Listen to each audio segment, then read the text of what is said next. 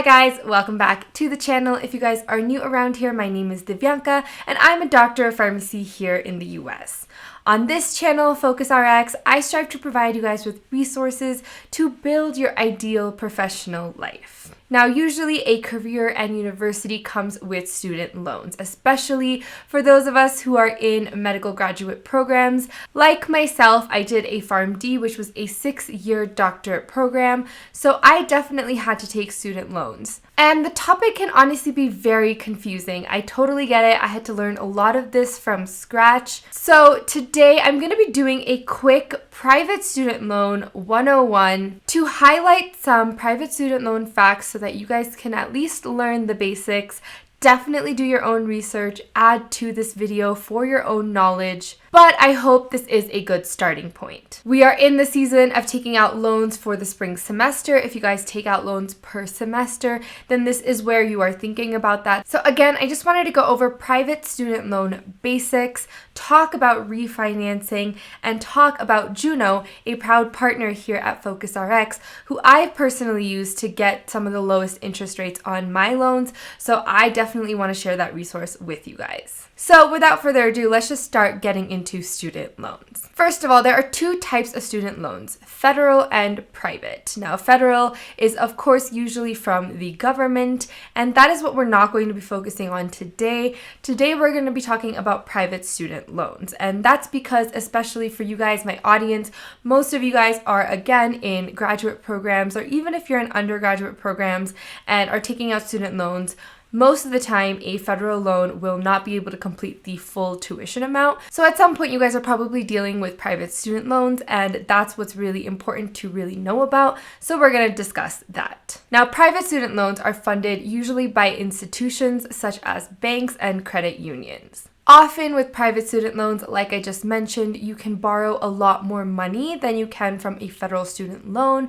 And a lot of times you can kind of max out on your federal student loans and then take the rest within private student loans. So as you can see, they can be used alongside federal student loans, but again, we're going to focus on the private. So how much money you can actually borrow is based on a lot of factors. Of course, first, your own financial background, which includes your credit history, the credit history of your cosigner, which most of us will have as a student. Just because we don't have an income, we don't really have a robust financial background. So a cosigner is usually required to sign for responsibility of the loan as well. The other factors that go into how much money you can borrow is, of course, your tuition and how much that specific lender thinks you can actually pay back. There are so many different lenders out there, and so with each of these things, honestly, it depends on what lender you guys go with.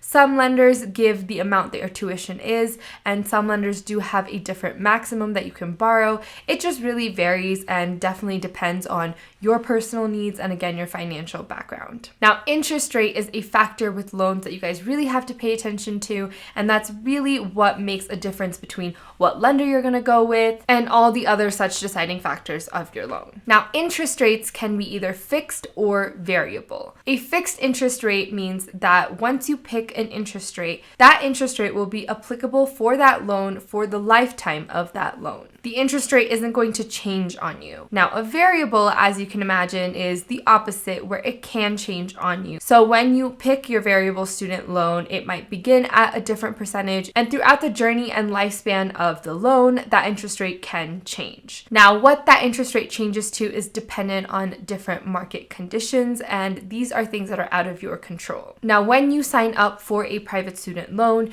you will see that normally a fixed interest rate is a little bit higher than your starting variable rate. But again, with a fixed interest rate, you know exactly how much interest you're going to be paying because that percentage isn't going to be changing. And although it's a little higher, you're avoiding the risk of it changing. With the variable interest rate, again, it can change. So you don't really know how much interest you're going to end up paying. It could go higher, it could go lower, again, depending on factors that are out of your control. But there isn't honestly a right answer when it comes to choosing a fixed versus variable interest rate. It really depends depends on how you plan to repay your student loan, your own financial background, your eventual income, etc. For instance, if you know that you're going to be paying back your loan within a small amount of years, 2 to 5 years, then a variable interest rate might actually make sense for you, because if it's lower, it's actually going to save you money. But usually repayment periods are longer than that, so if you know that and you don't want to take that risk, then fixed is better. Now,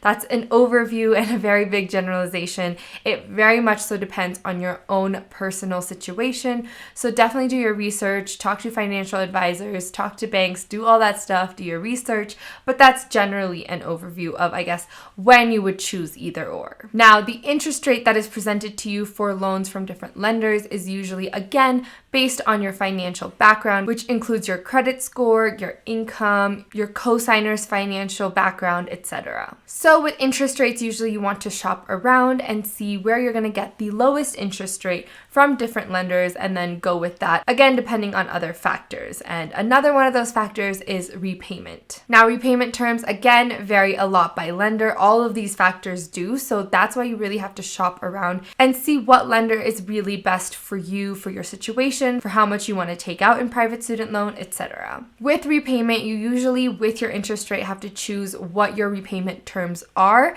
in terms of the years. So a usual repayment period is 10, 15, or 20 years. And usually a lender will present you with options saying, okay, this is how much money you want to borrow. These are the interest rates at these repayment periods. And generally, the shorter amount of time that you will repay your loan in, the lower your interest rate will be. Of course, the bank wants the money back as soon as possible. So with longer repayment periods, your interest rate will be a little higher. Now, again, that's a generalization, but that's the trend you'll see when you do get different offers from different lenders. Now, that's with taking out your first initial student loans. Now, I just want to touch upon refinancing. I have talked about refinancing previously on this channel. I do have other videos, so definitely go check those out. But basically, refinancing means that you are shopping for a new loan, and the idea is that your current loan would be paid in full by a new lender, and that new lender will give you a new loan for still the amount that you owe, but usually it's with a lower interest rate and better repayment terms. There's no limit on refinancing. You can refinance a loan an unlimited amount of times, basically. I think generally you should do it every few months, every 6 months, and you don't have to do it only when you graduate. You can do this while you're still in school. Again, it depends per your situation. So definitely talk to someone and see if you can refinance, but the benefits of refinancing are mainly that your interest rate will come down. And of course, that is the main thing when it comes to taking out student loans or any loans for that matter. You want the lowest interest rate possible. So as you refinance, new banks, new institutions will give you lower interest rates. And again, you can choose your repayment times. It depends on that. And then once you choose your new loan, that loan lender will pay off all your previous loans and you will have your loans at one bank. Now, what I just explained is also consolidating your loans. And so that's also why refinancing is a really good idea, because if you have loans with different lenders, refinancing brings it all together. You have one payment, you have one loan with one lender at one interest rate, and it makes things a lot simpler. So especially when you graduate, refinancing is a great idea with private student loans. But again, you can even do that while you're in school. So definitely check out those options. I've personally refinanced my student loans twice already. I am 1.5 years removed from school. So that's just to give you an idea of, again, how often you can do it. And I haven't taken max advantage of that. I could probably do it a few more times, and I will. And even in this 1.5 years, I probably could have done it at least 3 times. So that's, again, just to give you an idea that it is a good idea. It does save you thousands and thousands of dollars. And I recently actually posted another video talking about my own experience refinancing this last time. So if you guys are interested, definitely check that out. Now, again, we are in the season where you guys are borrowing money for your spring semesters. So I really want you guys to be smart about it. I want you guys to have the lowest interest rate possible going into taking these student loans out.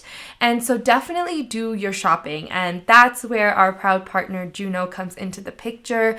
As I just mentioned, that video that I talked about my experience actually refinancing again, I went through Juno to do this, and I have done my shopping for interest rates and for loans multiple times. I did it every single year while taking out my student loans, and I did it twice, of course, while refinancing. And honestly, Juno does give the absolute lowest interest rate possible. One of you guys actually recently reached out to me and was like, look, I went through Juno and the rates are extremely low. Are you sure there's no scam? Are you sure it's free? And it is totally free for you to sign up. It's like going through any other lender, and the rates are really that low. And again, I explained this in another video, but basically, Juno as a company has relationships with a bunch of these private student loan lenders. And so because of those relationships, they get lower interest rates than those institutions and those banks are giving to the general public. So naturally, being a Juno member gets you the lowest interest rates possible, and signing up for Juno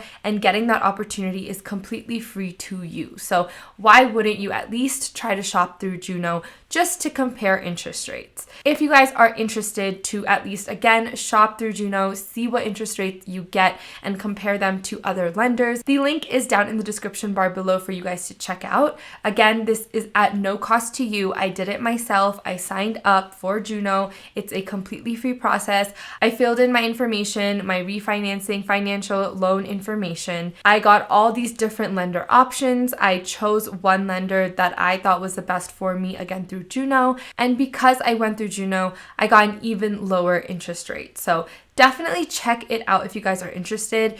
Depending on what loans you guys are taking out, Juno also runs a bunch of deals all year long. So right now, as we're in spring tuition season, definitely check out their deals and see what works best for you. Again, if you sign up for an account, that doesn't mean you actually have to go through them for a loan. You can sign up for free, enter all your information, and see what rates you're getting. Compare that to other lenders you normally go through or other lenders you are considering, and then see what works best for you. Juno makes all their money through their relationships with these institutions, so it costs you and I absolutely nothing. And again, I did personally use them, so I do vouch for them personally. I wish I knew about them while I was in school because I totally would have gone through them.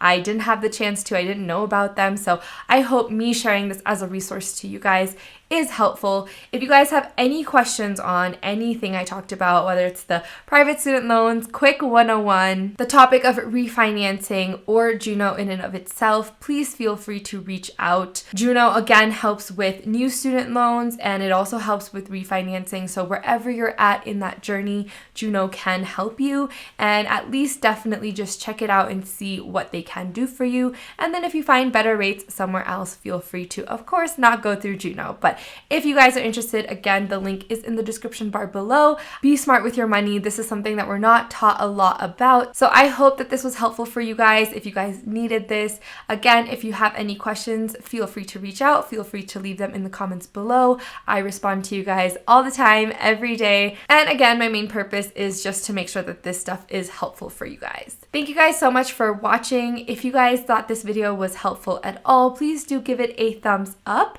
Subscribe to this channel if you have not already. That is it for me today, and you guys will see me in the next video.